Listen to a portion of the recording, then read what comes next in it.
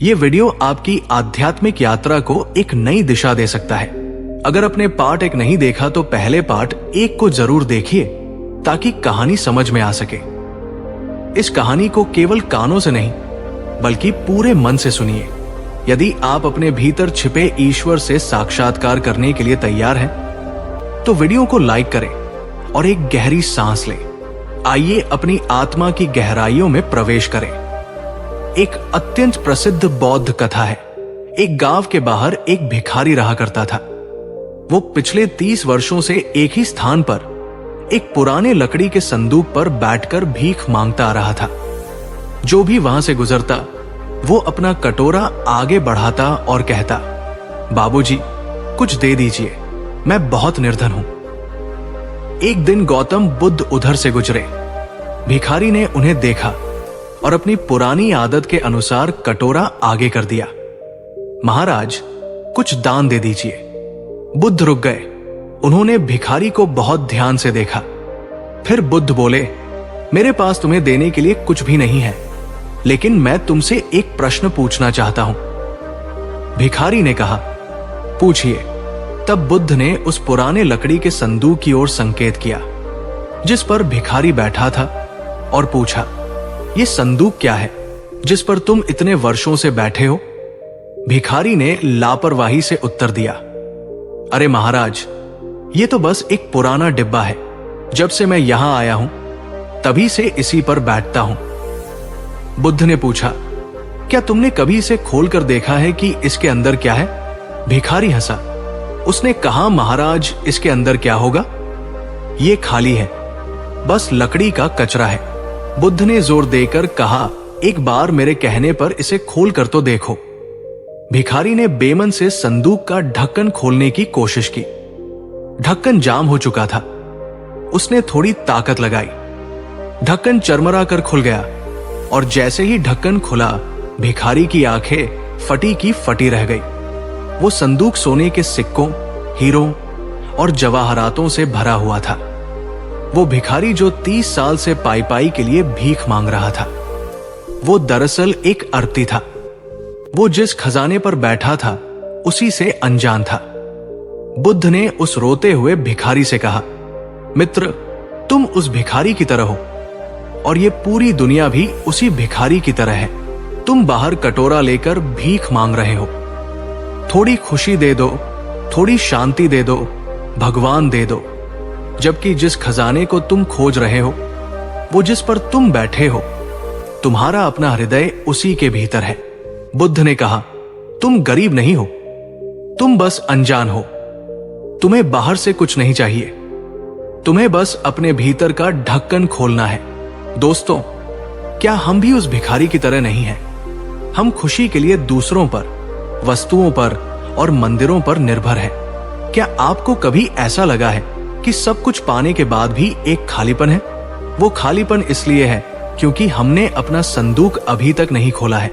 बुद्ध ने उस दिन अपने शिष्यों को समझाया कि इंसान भीतरी पूजा क्यों नहीं करता, वो बाहर क्यों भटकता है।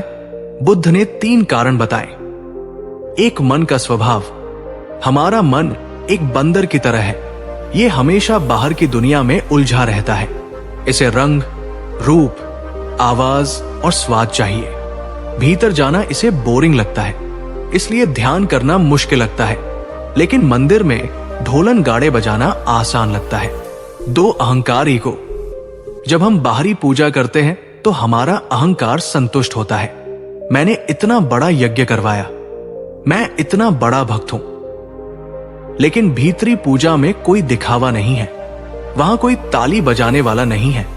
वहां हमें अपने अहंकार को मारना पड़ता है और अहंकार मरना नहीं चाहता। 3, धूल भरी परतें। बुद्ध ने कहा, हमारा मन उस आईने की तरह है जिस पर जन्मोजन्मों की धूल, इच्छाएं, क्रोध, मोह जमी है। इसलिए हमें अपना असली चेहरा, ईश्वर, दिखाई नहीं देता। हम सोचते हैं कि भगवान कहीं दूर आकाश में है, जबकि वो धूल के नीचे ही छिपा है। बुद्ध ने कहा, हजारों मील की तीर्थ यात्रा करने से बेहतर है कि एक कदम अपने भीतर की ओर चलो। दोस्तों, जरा सोचिए, जिस ईश्वर ने ये पूरा ब्रह्मांड बनाया, क्या वो पत्थरों की दीवारों, मंदिरों में कैद हो सकता है? क्या वह किसी खास दिशा या किसी खास भाषा का मोहताज हो सकता है? नहीं, वह सर्वव्यापी है और सबसे नजदीक वो आपके हृदय हार्ट में है। कबीर दास जी ने भी कहा था, मुंह को कहां ढूंढे बंदे, मैं तो तेरे पास में। अब सवाल यह है, भीतरी संदूक कैसे खोले? बुद्ध ने इसके लिए एक बहुत ही वैज्ञानिक और सरल विधि दी, विपश्यना या सती। इसे हम सच्ची पूजा कह सकते हैं। इसके 4 चरण हैं। एक, कायानुपासना। सबसे पहले एक शांत जगह पर बैठ जाओ। रीढ़ की हड्डी सीधी रखो, आंखें बंद करो। अब अपने शरीर को देखो, क्या तनाव है, क्या आराम है? बुद्ध ने कहा, तुम्हारा शरीर ही तुम्हारा पहला मंदिर है। इसे महसूस करो। इसमें जो प्राण सांस चल रहा है वो ईश्वर का ही स्पंदन है। आनापान सती अपनी आती और जाती सांस को देखो। इसे बदलने की कोशिश मत करो, बस देखो ये सांस ही वो डोर है जो तुम्हें तुम्हारे भीतर ले जाएगी। 2, वेदना अनुपसना। शरीर में जहां भी सुख या दुख, गर्मी या ठंड महसूस हो रही है उसे देखो। प्रतिक्रिया मत करो, रिएक्ट मत करो, बस जानो कि ये हो रहा है। ये अभ्यास आपको सुख और दुख में संभाव रहना सिखाता है। यही असली भक्ति है। 3, चितानुपसना। अब अपने मन को देखो, क्या विचार आ रहे हैं? गुस्सा, लालच, प्यार, उन्हें रोको मत। उन्हें बस एक बादल की तरह गुजरते हुए देखो। जब तुम अपने विचारों के दृष्टा बन जाते हो तो तुम मन के जंजाल से मुक्त हो जाते हो। 4, धम्मानुपसना। अंत में तुम्हें यह अनुभव होगा कि सब कुछ अनित्य है। विचार आ रहे हैं और जा रहे हैं, सांस आ रही है और जा रही है। जो बचता है वो शून्य है, वो शांति है, वो प्रकाश है, वही निर्वाण है, वही ईश्वर है। दोस्तों, जब आप इस अवस्था में पहुंचते हैं तो आपको किसी मंत्र की जरूरत नहीं पड़ती। आपका मौन ही मंत्र बन जाता है।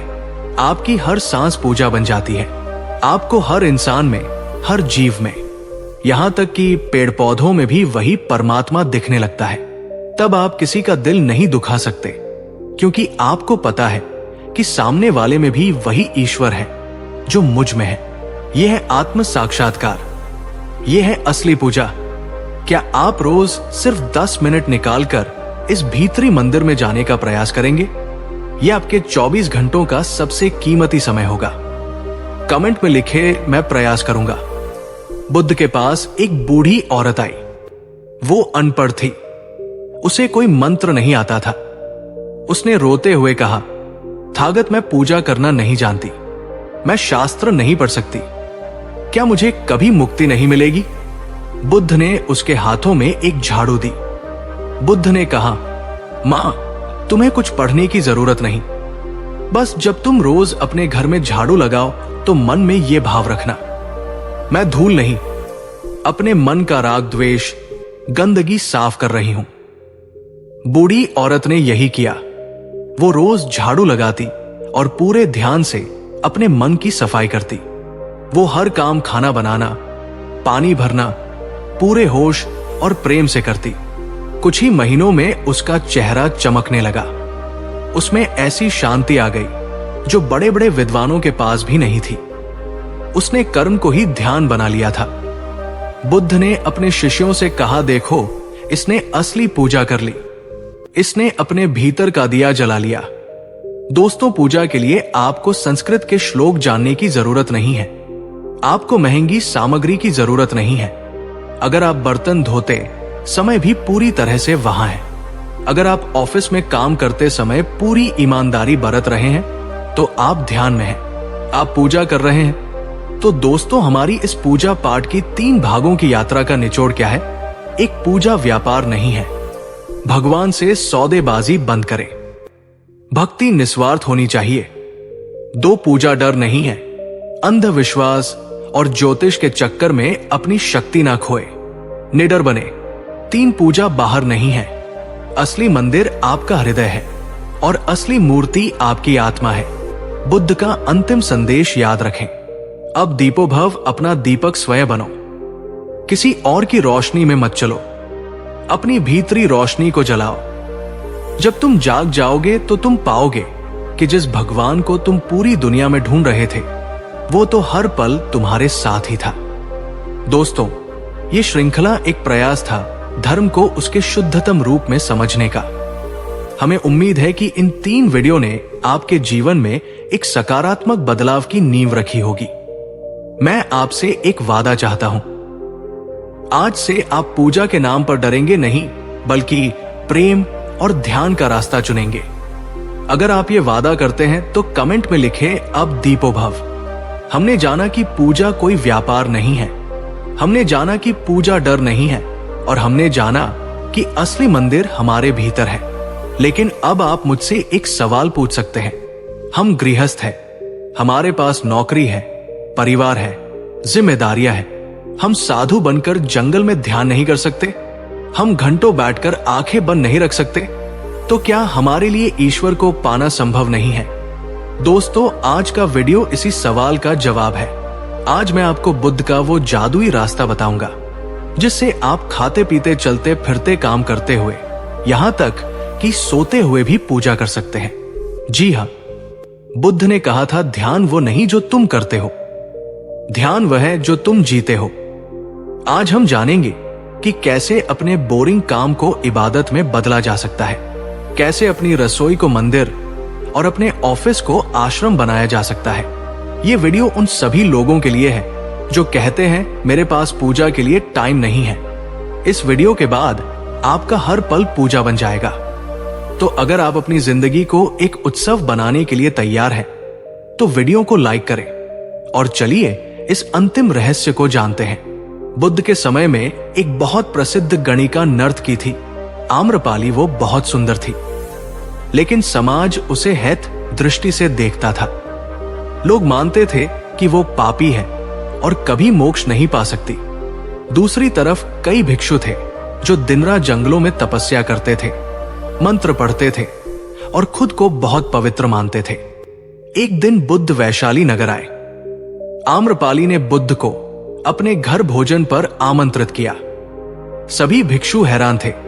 बुद्ध एक पापी नर्तकी के घर कैसे जा सकते हैं? ये धर्म के खिलाफ है। लेकिन बुद्ध ने आम्रपाली का निमंत्रण स्वीकार किया।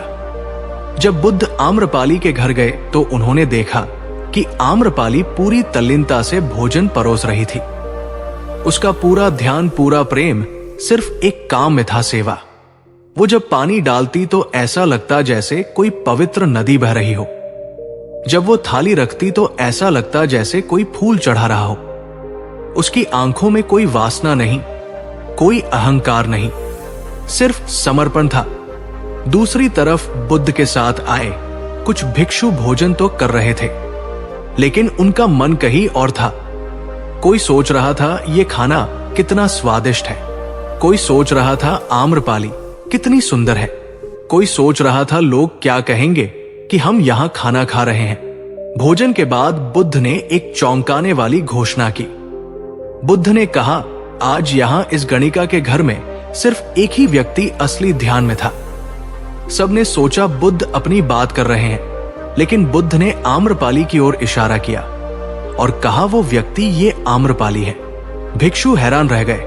तथागत ये क्या कह रहे हैं? हम भिक्षु हैं, ये नर्तकी है।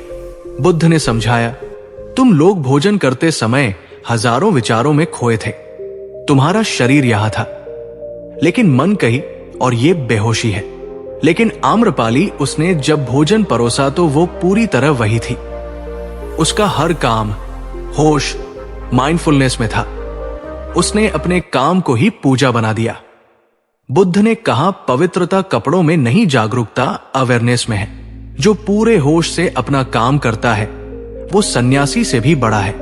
दोस्तों, ये कहानी हमारे समाज के मुंह पर एक तमाचा है। हम सोचते हैं कि मंदिर का पुजारी पवित्र है और सफाई कर्मचारी अपवित्र। लेकिन बुद्ध कहते हैं, अगर पुजारी मंत्र पढ़ते समय पैसों के बारे में सोच रहा है तो वो व्यापारी है, और अगर सफाई कर्मचारी सफाई करते समय ये सोच रहा है कि मैं भगवान की सृष्टि को सुंदर बना रहा हूं, तो वो पुजारी है। आप दिन भर में जो काम करते हैं, खाना बनाना, गाड़ी चलाना, फाइल बनाना, क्या आप उसे बोझ समझकर करते हैं या उसे भगवान का काम समझकर? कमेंट में बताएं। बुद्ध ने उस दिन कर्म योग का सार समझाया। उन्होंने कहा पूजा दो प्रकार की होती है, एक जो समय निकालकर की जाती है और दूसरी जो हर समय की जाती है। समय निकालकर की गई पूजा 15 से 20 मिनट अच्छी है, ये बैटरी चार्ज करने जैसा है। लेकिन असली चुनौती है बाकी के 23 घंटे क्या करते हो। बुद्ध ने कहा अगर तुम 15 मिनट राम का नाम लेते हो और बाकी दिन रावण जैसे काम करते हो तो तुम्हारी पूजा जीरो है। बुद्ध ने 3 सुनहरे नियम, गोल्डन रूल्स दिए जिससे कोई भी काम पूजा बन सकता है। एक पूर्णता, जो भी करो पूरा करो।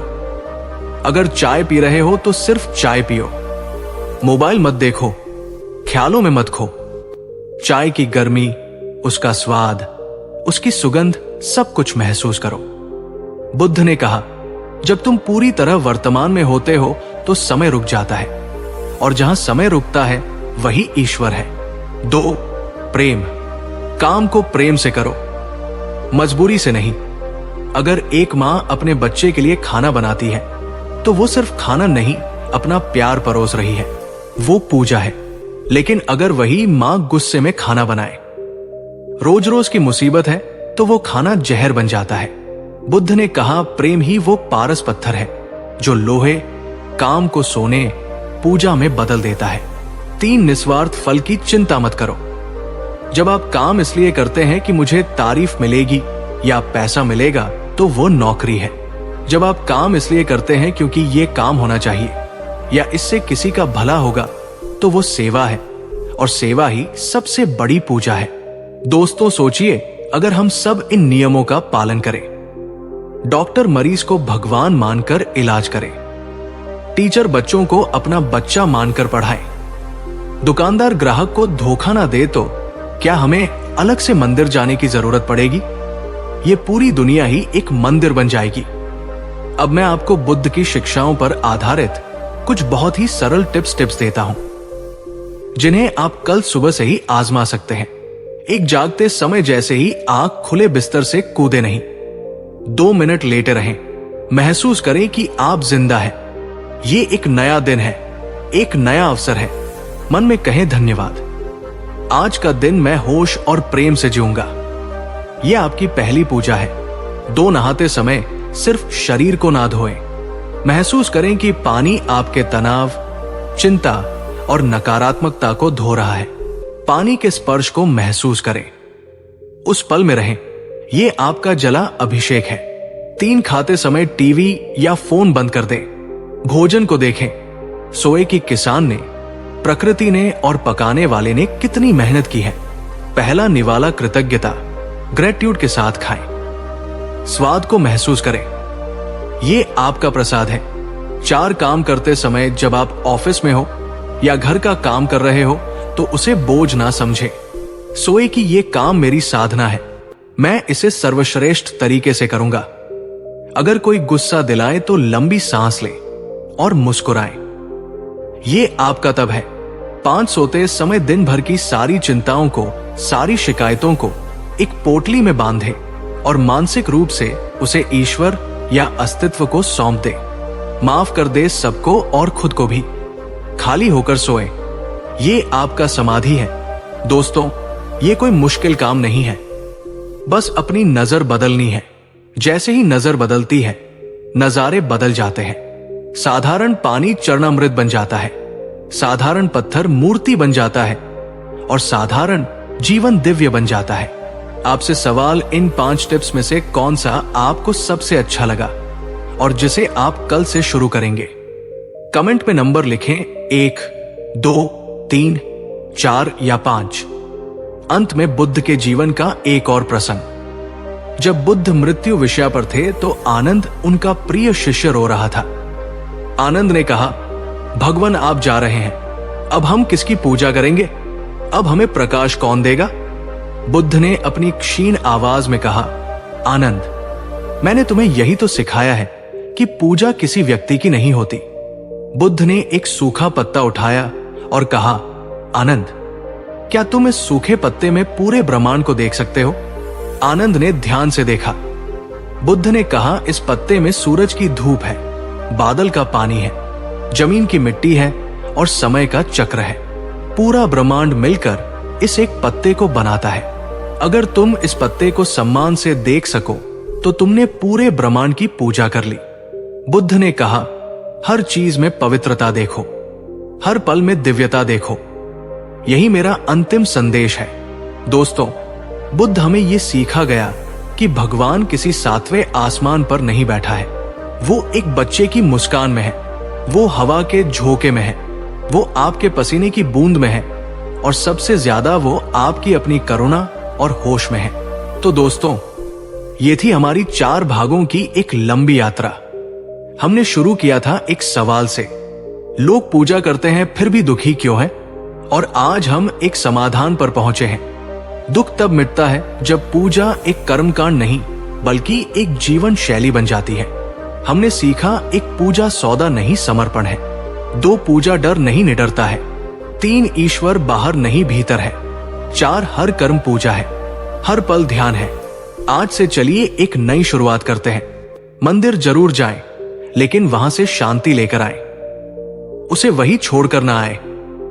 मूर्तियां जरूर रखें, लेकिन असली भगवान को इंसानियत में देखें। मंत्र जरूर पढ़ें, लेकिन अपनी वाणी को भी मधुर बनाएं। बुद्ध का ये मार्ग न केवल आपको सुखी बनाएगा, बल्कि आपके आसपास की दुनिया को भी स्वर्ग बना देगा। दोस्तों, ये श्रृंखला मेरे दिल के बहुत करीब थी। इसे लिखने और आप तक पहुंचाने में बहुत मेहनत और शोध लगा है, लेकिन ये तभी सफल होगी जब आप इसमें से कम एक बात अपने जीवन में उतारेंगे। मैं आपसे एक अंतिम विनती करता हूं, क्या आप एक जागरूक जीवन जीने का संकल्प लेते हैं? अगर हां तो कमेंट बॉक्स में लिखे, नमो बुद्धाय को नमन करता हूं। हमारी पूजा पाठ श्रृंखला में आपका स्वागत है। आज मैं एक ऐसे सवाल को छूने जा रहा हूं जो हम सबके मन में कभी ना कभी जरूर उठता है। हम पूजा करते हैं, व्रत रखते हैं, धागे बांधते हैं और फिर इंतजार करते हैं। किस बात का? एक चमत्कार का। हम सोचते हैं, काश अचानक कुछ ऐसा हो जाए कि मेरी सारी समस्याएं गायब हो जाएं। काश भगवान अपनी छड़ी घुमाए और मैं अमीर बन जाऊं। काश डॉक्टर ने जवाब दे दिया है, लेकिन कोई बाबाजी भूती दे और मरीज ठीक हो जाए। लेकिन दोस्तों, कड़वा सच ये है, अक्सर वो चमत्कार नहीं होता, और जब जादू नहीं होता तो हमारा विश्वास टूटने लगता है। हम भगवान को कोसने लगते हैं। मैंने इतनी पूजा की, मुझे क्या मिला? आज हम जानेंगे कि गौतम बुद्ध ने चमत्कारों और सिद्धियों के बारे में क्या कहा था।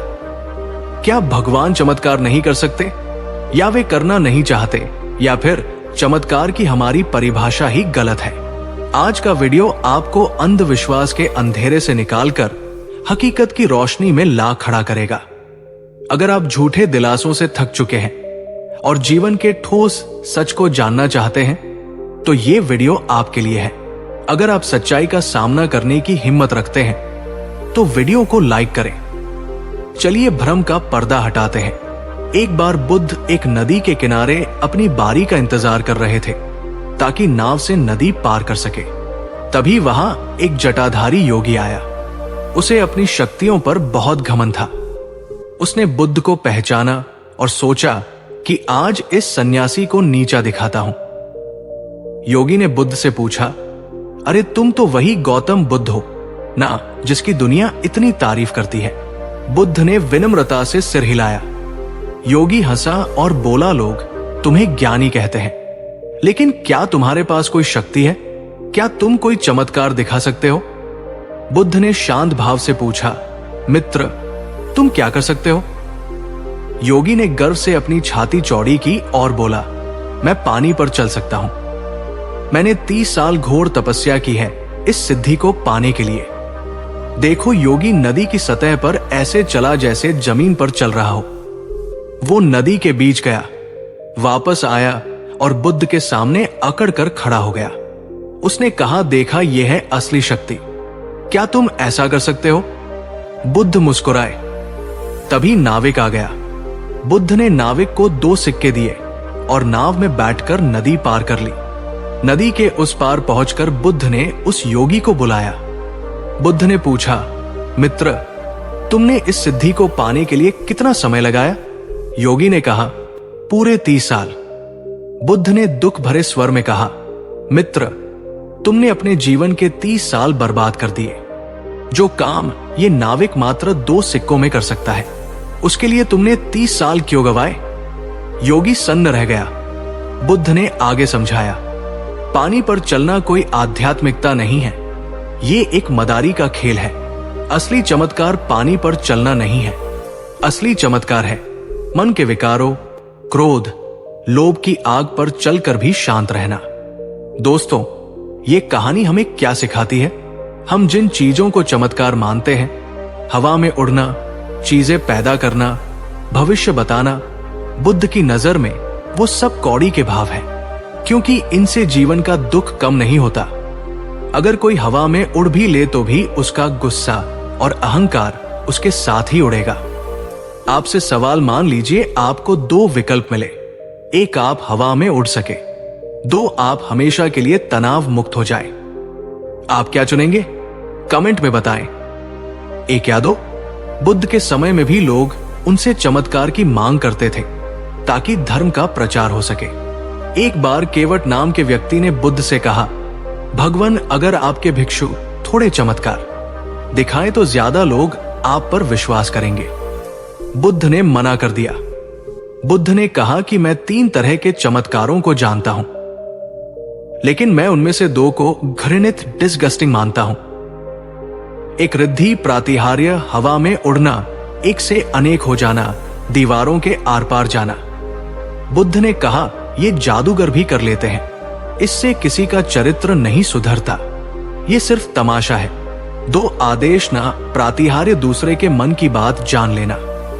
बुद्ध ने कहा, यह भी एक विद्या है, लेकिन अगर मैं बता दूं कि तुम क्या सोच रहे हो, तो क्या इससे तुम्हारा दुख मिट जाएगा? नहीं। 3 अनुशासनी प्रातिहार्य। बुद्ध ने कहा, यह असली चमत्कार है, जब कोई क्रूर डाकू अंगुलिमाल संत बन जाए। ये चमत्कार है जब कोई लालची आदमी दानी बन जाए। ये चमत्कार है जब कोई रोता हुआ इंसान शांत हो जाए। ये चमत्कार है। बुद्ध ने कहा, मैं जादूगर नहीं हूं, मैं वैद्य हूं। मेरा काम तुम्हें तमाशा दिखाना नहीं, तुम्हारी बीमारी, दुख को ठीक करना है। दोस्तों, आज हम इसी जाल में फंसे हैं। हम उन बाबाओं के पीछे भागते हैं जो भूती निकालते हैं या जो दावा करते हैं कि वे भविष्य जानते हैं। हम सोचते हैं कि ये भगवान के करीब है, लेकिन बुद्ध कहते हैं, जो तुम्हें अपनी ओर आकर्षित करने के लिए जादू का सहारा ले, वो व्यापारी है, संत नहीं। असली गुरु वो है जो तुम्हारे स्वभाव को बदल देना कि तुम्हारे सामान को। अब आते हैं सबसे बड़े सवाल पर। हम प्रार्थना करते हैं, फिर भी भगवान चमत्कार करके सब ठीक क्यों नहीं करते? बुद्ध का दर्शन धम्म यानी प्रकृति का नियम है। बुद्ध कहते हैं कि ब्रह्मांड कुछ नियमों से चलता है और ईश्वर भी उन नियमों को नहीं तोड़ता। अगर आप जहर खाएंगे तो मौत होगी, ये नियम है, चाहे आप कितने भी बड़े भक्त ना हो। जहर अमृत नहीं बनेगा। बुद्ध कहते हैं, अनहोनी होने की उम्मीद करना ही दुख का कारण है। लोग चाहते हैं वे पढ़ाई ना करे पर पास हो जाए। चमत्कार, वे जंक फूड खाए पर बीमार ना पड़े। चमत्कार, वे कड़वा बोले पर लोग उन्हें प्यार करें। चमत्कार, बुद्ध कहते हैं जागो। ये संभव नहीं है। असली चमत्कार ये नहीं है कि नियम टूट जाए। असली चमत्कार ये है कि आप नियमों को समझकर जीना शुरू कर दें। जब आप ये स्वीकार कर लेते हैं कि मृत्यु अटल है, बीमारी आ सकती है, कर्म का फल मिलेगा, तो आपके अंदर एक ऐसी शक्ति आ जाती है कि आप बड़े से बड़े दुख में भी मुस्कुरा सकते हैं। दुख में मुस्कुराना, इससे बड़ा चमत्कार दुनिया में कोई नहीं है। आपसे सवाल, क्या आपने कभी देखा है कि कोई व्यक्ति बहुत बड़ी मुसीबत में भी शांत और स्थिर खड़ा है? क्या आपको यह किसी जादू से कम लगता है? अपने विचार कमेंट में लिखें। यह कहानी आपने सुनी होगी, लेकिन आज इसे चमत्कार के नजरिए से देखिए। किस गौतमी का बेटा मर गया, वो उसे जीवित करने के लिए बुद्ध के पास आई। वो चाहती थी कि बुद्ध कोई चमत्कार करे, कोई मंत्र पढ़े और बेटा जिंदा हो जाए। बुद्ध ने कोई जादू नहीं किया। बुद्ध ने कहा, जाओ उस घर से सरसों के दाने ले आओ जहां कभी कोई नहीं मरा हो। किस गौतमी पूरा दिन घूमी, उसे सरसों तो मिली लेकिन ऐसा कोई घर नहीं मिला जहां मृत्यु ना हुई हो। शाम तक उसे समझ आ गया कि मृत्यु अटल है। उसका भ्रम टूट गया। वो बुद्ध के पास आई और भिक्षुणी बन गई। जरा सोचिए, अगर बुद्ध उस दिन मंत्र पढ़कर बच्चे को जिंदा कर देते, चमत्कार कर देते तो क्या होता? किस गौतमी खुश हो जाती। लेकिन कुछ साल बाद वो बेटा फिर मरता, या किस गौतमी मरती दुख फिराता, वो कभी सत्य को नहीं जान पाती। बुद्ध ने जादू नहीं किया, उन्होंने उसका नजरिया बदल दिया। उन्होंने उसे एक साधारण महिला से एक जागृत संत बना दिया। यही बुद्ध का तरीका है। वे आपको बैसाखी नहीं देते, वे आपको चलना सिखाते हैं। दोस्तों, भगवान से ये मत मांगो कि मेरी मुश्किलें हटा दो। भगवान से ये मांगो कि मुझे मुश्किलों से लड़ने की ताकत दो। सत्य, जादूगर आपको भ्रमित करता है, गुरु आपको जगाता है। तो दोस्तों, असली चमत्कार क्या है और हम इसे कैसे कर सकते हैं? बुद्ध के अनुसार आप खुद एक जादूगर बन सकते हैं। कैसे? एक माफी का चमत्कार। अगर कोई आपसे नफरत करता है और आप उसे माफ कर दें तो आपने नफरत के नियम को तोड़ दिया। यह चमत्कार है। 2 दान का चमत्कार। जब आपकी जेब में कम पैसे हो फिर भी आप किसी भूखे को खिला दें, यह चमत्कार है। 3 बदलाव का चमत्कार। अगर आप कल तक शराबी थे और आज आपने संकल्प लेकर नशा छोड़ दिया तो आपने अपनी किस्मत बदल दी। यह सबसे बड़ा चमत्कार है। बुद्ध ने कहा था, हजारों युद्ध जीतने से बेहतर है खुद पर विजय पाना। वही असली विजेता है। बाहरी ताबीजों और अंगूठियों का इंतजार मत करो। तुम्हारा पसीना, तुम्हारा संकल्प और तुम्हारा विवेक, यही वो जादू है जो तुम्हारी दुनिया बदल सकता है। दोस्तों, ये वीडियो उन लोगों के लिए था जो शॉर्टकट ढूंढ रहे हैं। उम्मीद है अब आप समझ गए होंगे कि भगवान जादूगर नहीं, मार्गदर्शक है। आज का सवाल बहुत खास है। क्या आप किसी चमत्कार का इंतजार करेंगे या आज से अपनी मेहनत से अपना चमत्कार खुद लिखेंगे? कमेंट बॉक्स में लिखें, मैं अपना चमत्कार खुद बनूंगा। अगर आपको ये कड़वा सच पसंद आया तो वीडियो को लाइक करें। इस वीडियो को उन लोगों के साथ शेयर करें जो ढोंगी बाबाओं या अंधविश्वास के चक्कर में फंसे हैं। सब्सक्राइब करें और हमारे परिवार का हिस्सा बने। तब तक के लिए चमत्कार मत ढूंढो, सत्य को जियो। नमो बुद्धाय। हमारी इस पूजा पाठ श्रृंखला के 6ठे भाग में आपका स्वागत है। आज मैं आपसे एक बहुत ही निजी सवाल पूछना चाहता हूं। जब आप भगवान के सामने हाथ जोड़ते हैं, आंखें बंद करते हैं, तो आपके मन में क्या चलता है? धन्यवाद या मांग? जरा अपनी पिछली कुछ प्रार्थनाओं को याद कीजिए। हे भगवान, मेरा बिजनेस चल जाए, मैं नंगे पैर मंदिर आऊंगा। हे ईश्वर, मेरे बेटे की नौकरी लग जाए, मैं भंडारा करवाऊंगा। हे अल्लाह, मुझे बीमारी से बचा लो, मैं चादर चढ़ाऊंगा। दोस्तों, क्या ये प्रार्थना है या ये व्यापार है? हम भगवान के साथ सौदा डील कर रहे हैं। हम कह रहे हैं, तुम मेरा काम करो, बदले में मैं तुम्हें रिश्वत दूंगा। जैसे हम किसी भ्रष्ट सरकारी अफसर को रिश्वत देते हैं, वैसे ही हम ब्रह्मांड के रचयिता को भी रिश्वत देने की कोशिश करते हैं। क्या वो ईश्वर जिसने ये पूरी दुनिया बनाई आपके 20 रुपए के नारियल या 250 रुपए के प्रसाद का मोहताज है? अगर वो इतना ही बिकाऊ होता तो दुनिया के सारे अमीर लोग सुखी होते और गरीब दुखी। लेकिन ऐसा नहीं है। आज हम गौतम बुद्ध से जानेंगे कि प्रार्थना और भीख में क्या अंतर है। हम जानेंगे कि जब आप भगवान से कुछ मांगते हैं तो आप उसे छोटा बना देते हैं, और जब आप बिना मांगे समर्पण सरेंडर करते हैं तो आपको वो मिलता है जिसकी आपने कल्पना भी नहीं की थी। ये वीडियो उन सभी लोगों के लिए है जिनकी प्रार्थनाएं कबूल नहीं हो रही हैं। शायद आप तरीका गलत अपना रहे हैं। सही तरीका जानने के लिए इस वीडियो को अंत तक देखें। अगर आप भगवान से सौदा बंद करके प्यार करना चाहते हैं तो वीडियो को लाइक करें।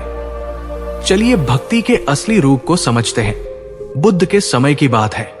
श्रावस्ती में एक बहुत बड़ा व्यापारी रहता था, सुदत्त। सुदत्त बहुत अमीर था, लेकिन उसका विश्वास लेन देन पर टिका था। एक बार उसका जहाज कीमती सामान लेकर समुद्र में गया। अचानक भयानक तूफान आ गया। जहाज डूबने की कगार पर था। सुदत्त घबरा गया। उसने तुरंत आंखें बंद की और जोर जोर से प्रार्थना करने लगा, हे वरुण देव, है समुद्र देवता, अगर मेरा जहाज सही सलामत किनारे लग गया तो मैं आपको शुद्ध सोने का छत्र अम्ब्रेला चढ़ाऊंगा। मेरी जान बचा लो। किस्मत से तूफान थम गया। जहाज बच गया। सुदत्त का लाखों का मुनाफा हुआ। वादे के मुताबिक उसने सोने का एक बहुत सुंदर और कीमती छत्र बनवाया। वो उसे लेकर मंदिर की ओर जा रहा था। रास्ते में उसे गौतम बुद्ध मिले।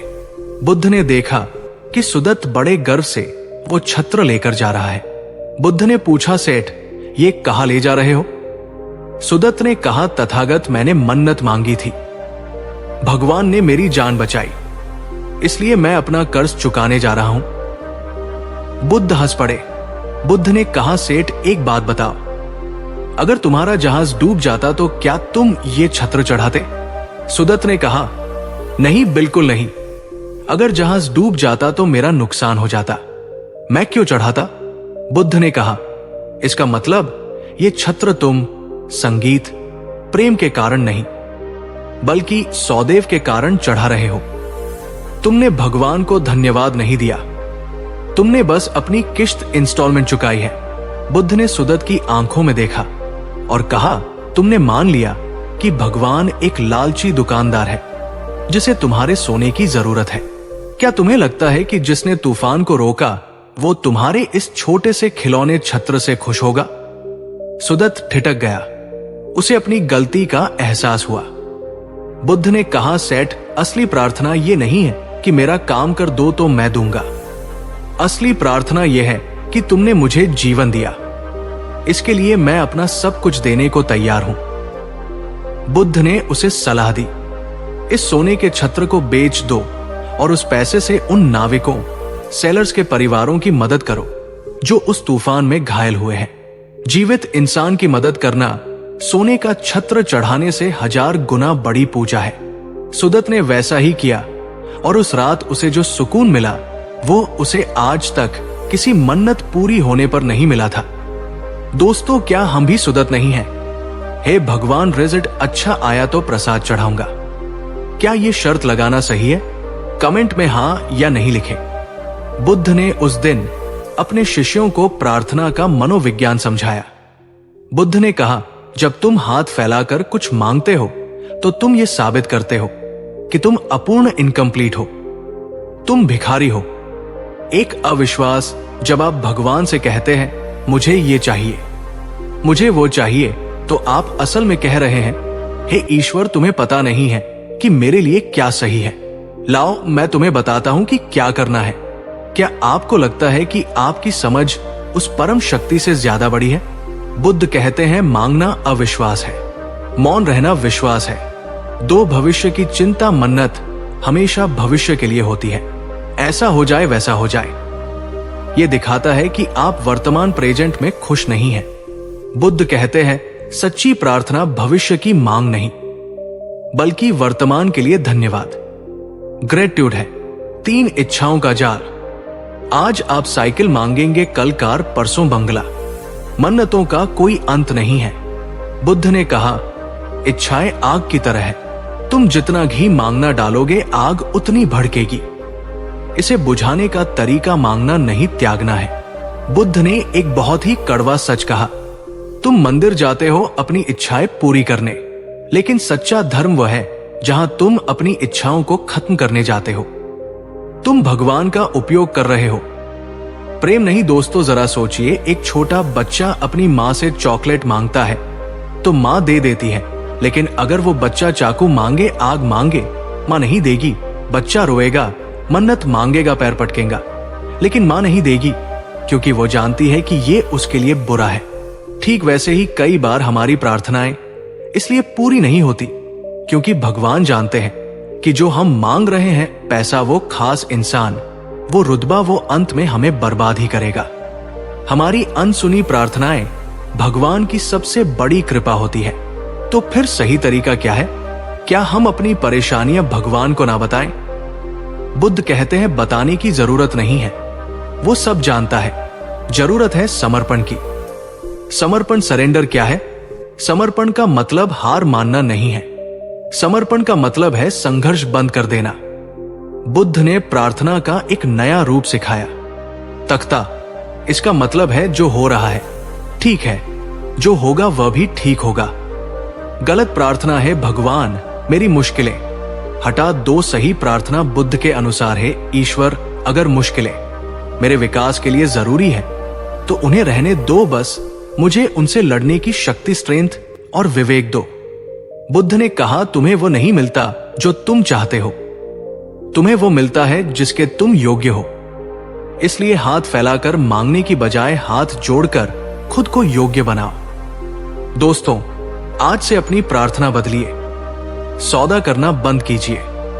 ये मत कहिए भगवान ये कर दो, ये कहिए तेरा जो भी निर्णय होगा मुझे मंजूर है, क्योंकि तू मेरा बुरा कभी नहीं चाहेगा।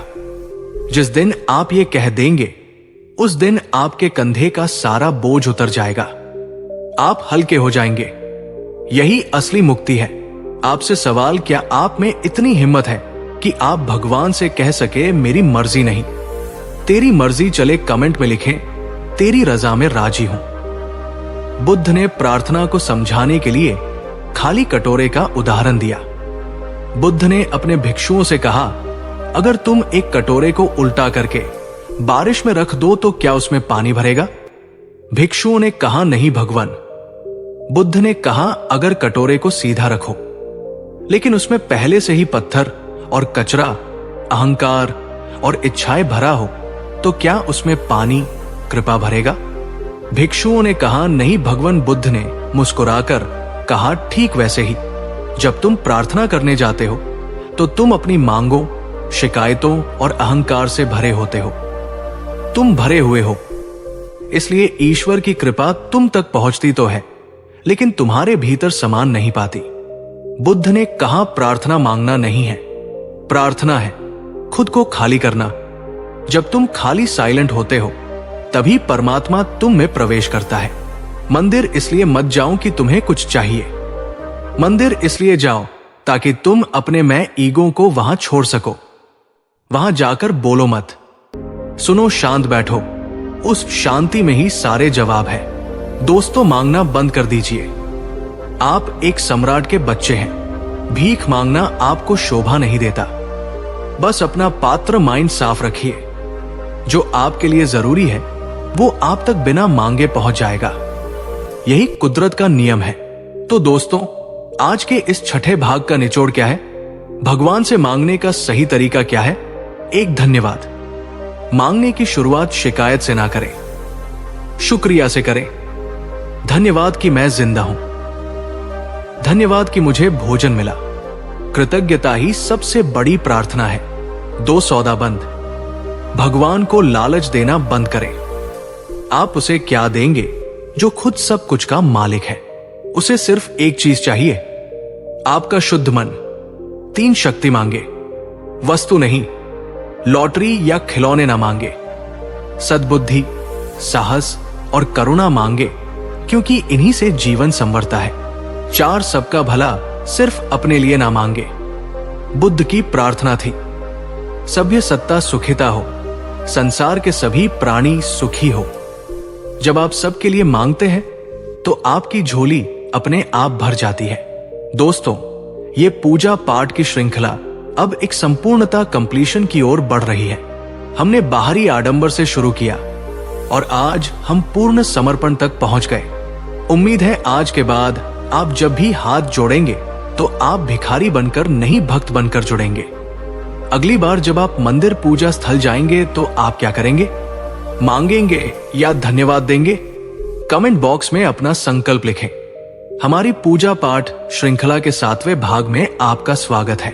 आज मैं उस दर्द पर उंगली रखने जा रहा हूं जिससे हम सब गुजरते हैं। जरा सोचिए, आप सुबह नहा धोकर साफ कपड़े पहनकर मंदिर या अपने पूजा घर में बैठते हैं। आप अगरबत्ती जलाते हैं, आंखें बंद करते हैं और भगवान का नाम लेना शुरू करते हैं। सब कुछ कितना पवित्र लगता है ना? लेकिन ठीक 30 सेकंड बाद क्या होता है? अचानक आपके दिमाग में एक विचार आता है, अरे गैस बंद किया नहीं। फिर दूसरा विचार, आज बॉस को क्या जवाब देना है। फिर तीसरा, उसने मुझे कल वो बात क्यों कही। आपका शरीर तो भगवान के सामने बैठा है, लेकिन आपका मन बाजार में, ऑफिस में या किसी पुरानी लड़ाई में घूम रहा है। और जब पूजा खत्म होती है तो आपको शांति की जगह चिड़चिड़ापन और पछतावा महसूस होता है। आप सोचते हैं, मेरा मन कितना गंदा है, मैं भगवान के सामने भी दुनियादारी सोच रहा हूं। दोस्तों रुकिए, अपने आप को कोसना बंद कीजिए। आज मैं आपको गौतम बुद्ध का वो रहस्य बताऊंगा जिससे आप जान पाएंगे कि मन ऐसा क्यों करता है। बुद्ध ने कहा था, मन एक जंगली घोड़े की तरह है, इसे चाबुक से नहीं समझ से काबू किया जाता है। आज हम सीखेंगे कि कैसे अपने बंदर मन को शांत करके एक भक्त का मन बनाया जा सकता है। अगर आप भी इस ओवरथिंकिंग से परेशान हैं और सच्ची शांति का अनुभव करना चाहते हैं तो ये वीडियो आपके लिए संजीवनी है, इसे अंत तक देखें। अगर आप अपने मन को अपना दोस्त बनाना चाहते हैं तो वीडियो को लाइक करें। चलिए मन की इस गुत्थी को सुलझाते हैं। एक बार बुद्ध अपने प्रिय शिष्य आनंद के साथ यात्रा कर रहे थे। गर्मी का मौसम था और वे एक जंगल से गुजर रहे थे। आनंद को बहुत जोर की प्यास लगी। बुद्ध एक पेड़ के नीचे बैठ गए और बोले, आनंद, हम अभी जिस छोटे झरने को पीछे छोड़कर आए हैं, जाओ वहां से मेरे लिए थोड़ा पानी ले आओ। आनंद तुरंत लोटा लेकर पीछे गया, लेकिन जब वो उस झरने के पास पहुंचा तो उसने देखा कि अभी अभी वहां से कुछ बैलगाड़ियां गुजरी है। पहियों के कारण झरने का पानी पूरी तरह गंदा और कीचड़ युक्त हो गया था। सड़े हुए पत्ते ऊपर तैर रहे थे। वो पानी पीने लायक बिल्कुल नहीं था। आनंद खाली हाथ वापस आ गया। उसने बुद्ध से कहा, तथागत पानी बहुत गंदा है, उसे पिया नहीं जा सकता। मैं आगे जाकर किसी नदी से पानी ले आता हूं।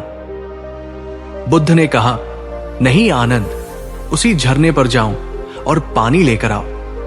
आनंद हैरान था, गंदा पानी क्यों लाना है? लेकिन गुरु का आदेश था तो वो फिर गया। पानी अभी भी गंदा था। वो फिर खाली हाथ लौट आया।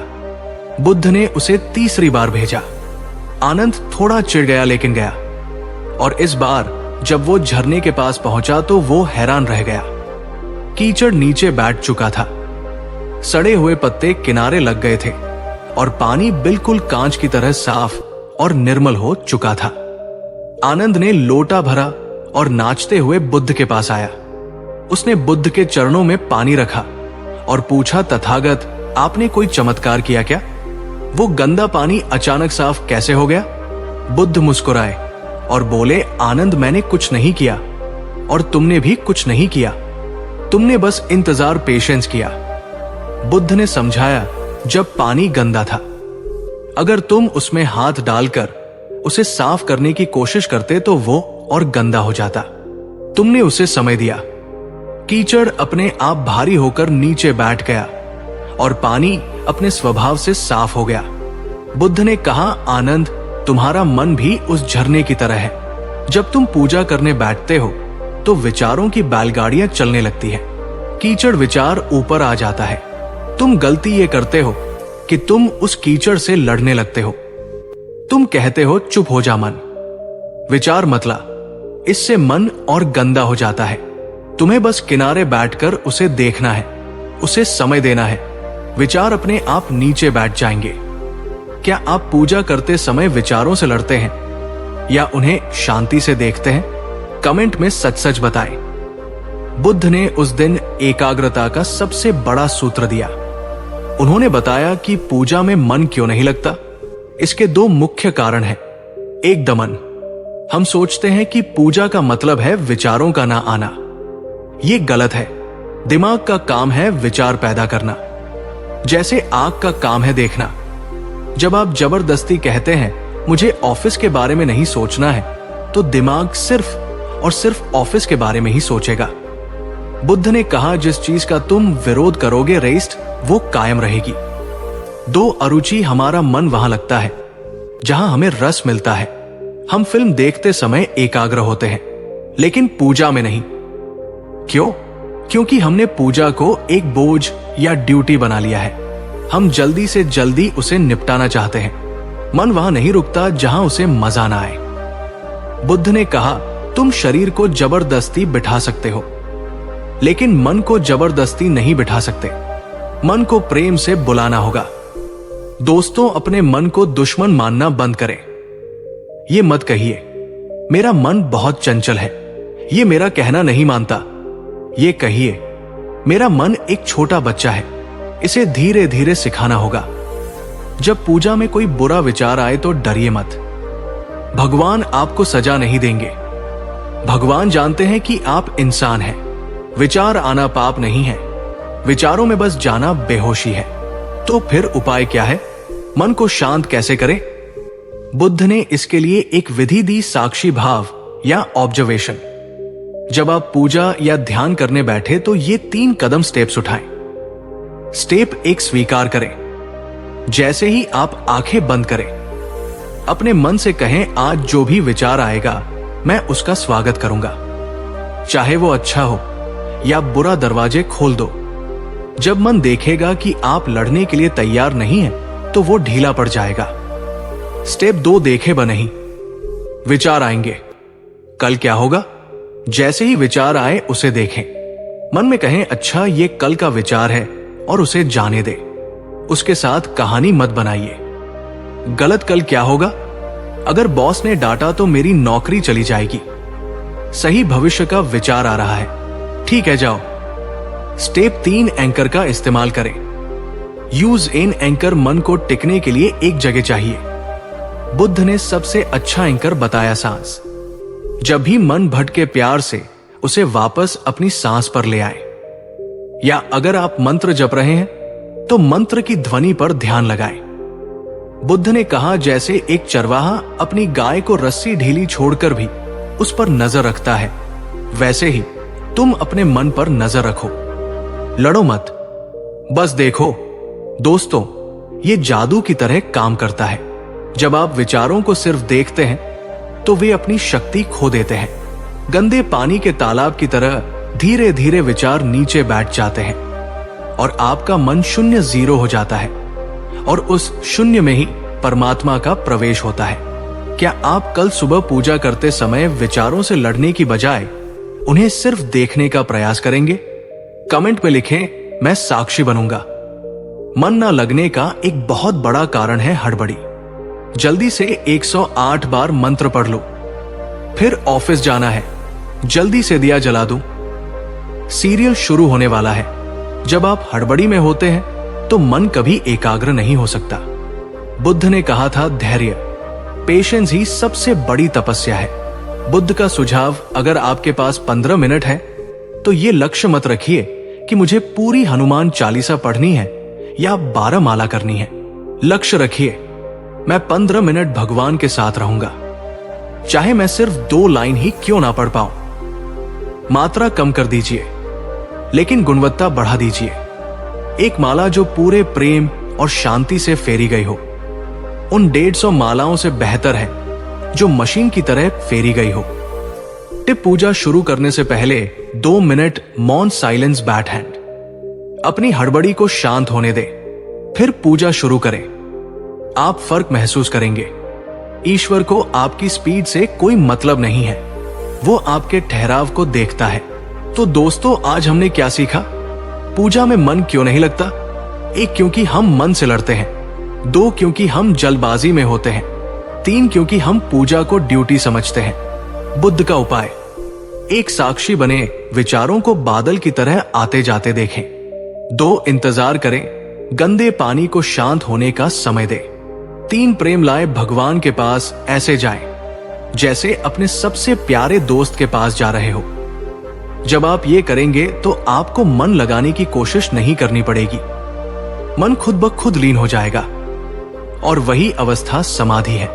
बुद्ध ने कहा था, वो व्यक्ति जिसने अपने मन को जीत लिया है, उसके लिए मन सबसे अच्छा मित्र है। लेकिन जो ऐसा करने में विफल रहता है, उसके लिए मन सबसे बड़ा शत्रु है। दोस्तों, ये पूजा पाठ की श्रृंखला अब अपने अंतिम चरण में है। मुझे पूरी उम्मीद है कि इस वीडियो से आपको अपनी ओवरथिंकिंग से निपटने का रास्ता मिला होगा। आज का सवाल, क्या आप पूजा को एक टास्क समझते हैं या सुकून? कमेंट में सच बताएं। अगर आपको ये मनोवैज्ञानिक तरीका पसंद आया तो वीडियो को लाइक करें, शेयर करें उन दोस्तों के साथ जो कहते हैं मेरा मन बहुत भटकता है। सब्सक्राइब करें ताकि हम इस ज्ञान के सफर में साथ चल सके। तब तक के लिए मन से लड़े नहीं, मन को समझे। उम्मीद है कि बुद्ध की शिक्षाओं पर आधारित इस कहानी ने आपके अंदर एक नई ऊर्जा का संचार किया होगा। अगर आपने इससे कुछ सीखा है तो वीडियो को लाइक करें और इसे अपने मित्रों के साथ शेयर करना न भूलें। ऐसी ही ज्ञानवर्धक कहानियों के लिए हमारे चैनल बुद्ध लाइफ लेसन को सब्सक्राइब करें। मिलते हैं अगली वीडियो में, तब तक अपना ख्याल रखें। नमो बुद्धाय।